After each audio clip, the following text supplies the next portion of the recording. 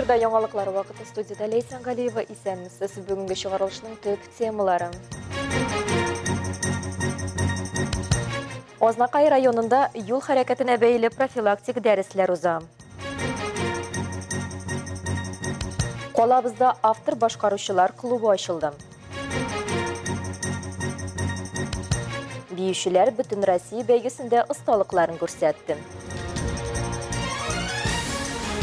Газ колонкалары һәм плитәләр булган өйләрдә сөрем газы белән агулану куркынычы зур. Кичә генә дә Татарстанда 7 кеше сөрем газы белән агуланган. Аларның 3-се балалар.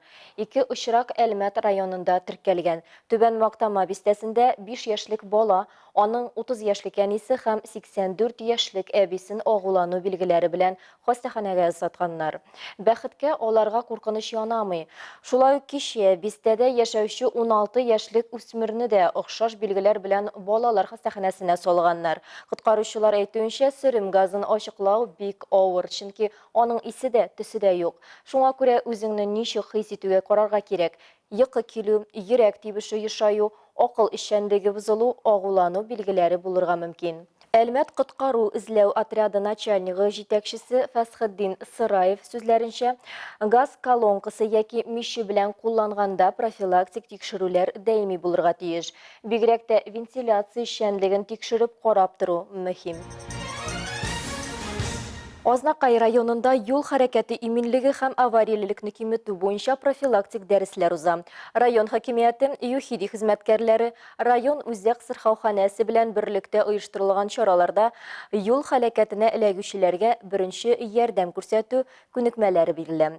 Аның чираттагысы Актүбә бистәсендә узды. Эльмира Шарифуллина дәвам итә. Данное мероприятие было начато уже в конце того года, приурочено по оказанию первой помощи при ДТП. Врач-методист Роберт Кахарманов сүзләренә караганда, юл транспорт хәрәкәте вакытында беренче ярдәм күрсәтү кеше гомерен саклап калу мөмкинлеген арттыра. У нас самые рефлексы какие? Подбежать и сразу вытащить из автомобиля. То есть категорически это запрещено, потому что, сами знаете, в момент столкновения при ДТП у нас повреждается, как правило, шейный отдел.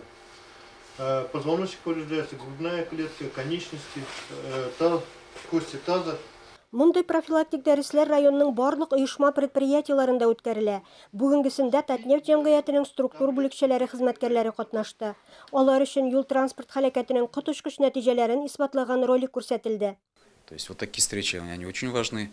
Плюс ко всему, вот сейчас вот представитель Ознакайской ЦРБ ярко, как говорится, показывает, рассказывает, отвечает на вопросы. Мне кажется, вот такой живой диалог. Агымдагы елның гыйнвар айы күрсәткечләре хакында ЮХИДИ бүлеге инспекторы сөйләп узды. За январь этого года на территории города и района зарегистрировано 4 дорожно-транспортных происшествий, при которых 1 человек погиб, ранено 6 человек. За аналогичный период прошлого года произошло 2 ДТП, при которых погиб 1 человек, 1 получил ранение. Әйе, юл беркемнең дә ваемсызлыгын, хаталарын кичерми. Юл транспорт хәрәкәтенең коточкыч мисаллары шуны дәлилли. Мондай чараларны үткәрү бик кирәк дип саныйм. Үткәреп торырга кирәк инде, шушы травмалар булмасын. Травмаларны булдырмас өчен безгә дигәндә бик кирәкле инде мәгълүмат. Бик канәгать булганда чаралар үткәрелгән. Мондай чаралар үткәргән файдалы. Без көн саен йөрибез рульдә. Без андый кагыйдәләрне белергә тиешбез. Беренче помощь ниләр һәр вакытта. Минемчә, мондай чараларны даже яшарак үткәрсәләр бик файдалы. Статистик мәгълүматлар күрсәткәнчә, юл хәрәкәтләренең төп сәбәпләре кагыйдәләрне бозу, тизлек сакламау, каршы як полосага чыгу, аек булмаган хәлдә руль артына утыру. Шушы гап-гади кагыйдәләр үтәлгәндә, юлларда иминлек сакланыр иде. Эльмира Шарифуллина, Рөстәм Акбаров, яңалыклар вакыты, Луч, Әлмәт телекомпаниясе. Әлмәт районы башкарма комитетында узган планеркада үткән атнага нәтиҗә чыгарып, яңа сынапланнар белән уртаклаштылар. Ул котлаудан башланды. Татарстан финанс министрлыгының казначылык департаменты территориаль бүлеге җитәкчесе Җәмилә Якупова лаеклы ялга чыкты. Күп еллык хезмәте өчен рәхмәт хаты белән бүләкләнде. Киңәшмә барышында аеруча калабыз юллары торышына игътибар бирелү соралды. Отна дәвамында һава торышы явым-төшем булырга тиеш сәбәпле шәһәрдә һәм йорт яны территорияләрендә юлларны, тротуарларны чистарту эше дәвам итәчәк. Район башкарма комитеты җитәкчесе Айдар Каюмов Экстрим парк территориясендә Әлмәт муниципаль районы муниципаль хезмәткәрләре өчен чаңгы ярышының җиңүчеләрен атап узды. Хатын-кызлар арасында җиңүне Зөлфия Шәйдуллина яулаган, икенче урында Разилә Әхмәтвәлиева, өченче урында Наталья Грачева. Иратлар арасында Илшат Насыйбуллин җиңүче булган. Икенче һәм өченче урыннарны Рифат Рәхимҗанов һәм Дмитрий Севастьянов бүлешкән. Калабызда иҗатта үсәргә теләүчеләргә яңа мөмкинлек барлыкка килде. Татнефть компаниясе ярдәмендә авторлар клубы ачылды. Аны тәкъдир итү кичәсендә безнең иҗат төркемендә булып кайттым. Рәдифә Нугманова дәвам итә. Однажды в доме поселилась ложь, под дверью прошмыгнула серой мышкой. Прошу ее, чтоб копошилась тише, и жду, пока сама уйдет. Виктор Полупалтинов турында күпләр сокланып, мультиинструменталист музыкант диләр. Автор башкаручылар клубын тәкъдир итү кичәсенә аның чыгышы аерым бер ритмны бирде. Очень много людей имеют творческих идей, но не знают, где и как их воплотить.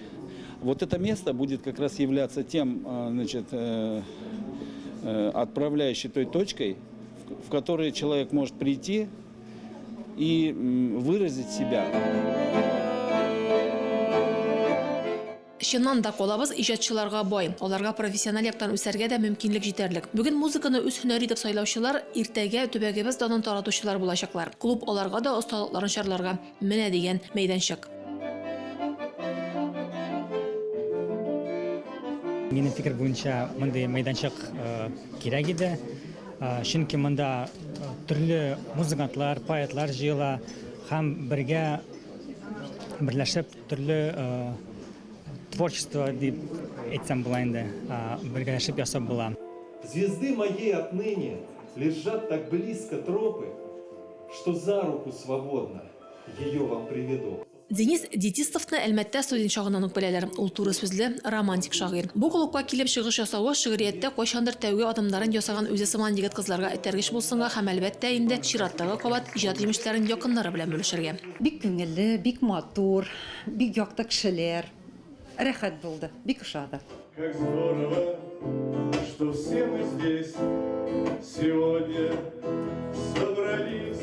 Әлмәттәбездә барлыкка килгән яңа иҗат мәйданчыгында иҗатка гашык һәм аның белән шөгыльләнүче теләсә кайсы әлбәндле бергәләп очрашып кичәләр уздыралар. Һәм мондый кешеләр алга таба бик күңелле һәм җылы итеп узачак дип вәгъдә бирә оештыручылар. Рәдифә Нугманова, Рафаэль Сафин, яңалыклар вакыты, Луч, Әлмәт телекомпаниясе.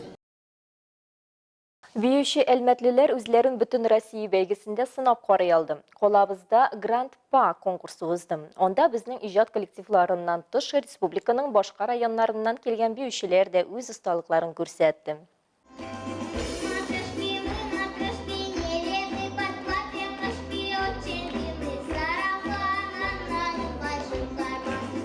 Успех студиясының иң бәләкәй биючеләре сәхнәдә әле беренче адымнарын ясый гына. Биредә иң кечкенә биючегә нибары 2 яшь. Шуңа да карамастан алар кыю һәм тәвәккәл, апалары өйрәткәнне. Биеләр иң мөһиме тамашачыларга йөрәк җылысын кызганмыйлар. Самая младшая группа, это у нас возрастная категория от 2 до 4 лет.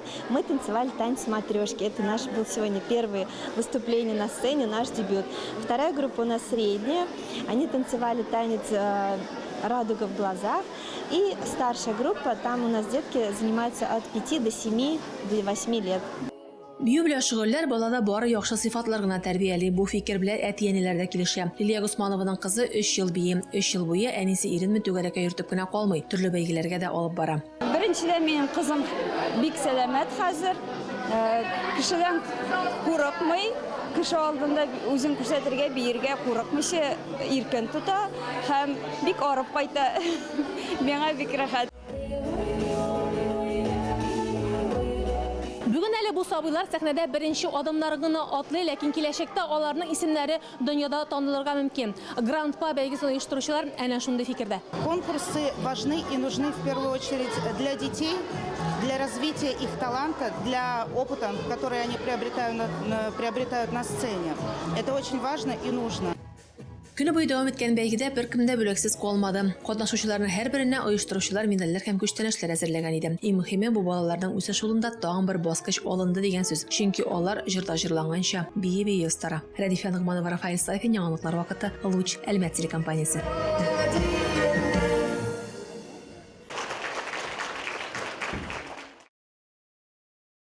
Олимпия резервындагы спорт мәктәбендә грек-рим көрәше белән шөгыльләнүче егетләр дә колабызга алтын медальләр алып кайтты.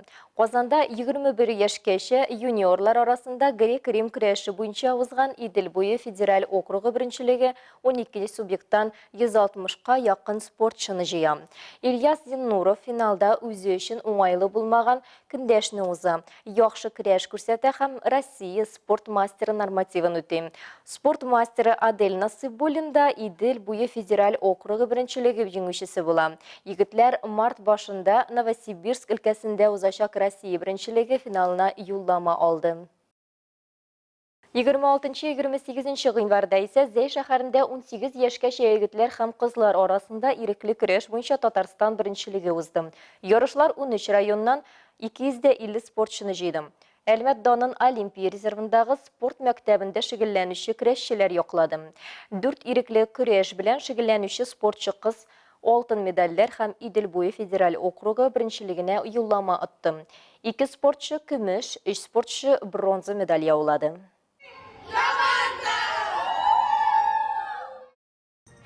Бүгенге менә шулар иде. Мин Ләйсән Галиева һәм монтаж операторы Динара Гайнутдинова сезнең белән сау булышабыз. Исән сау булыгыз.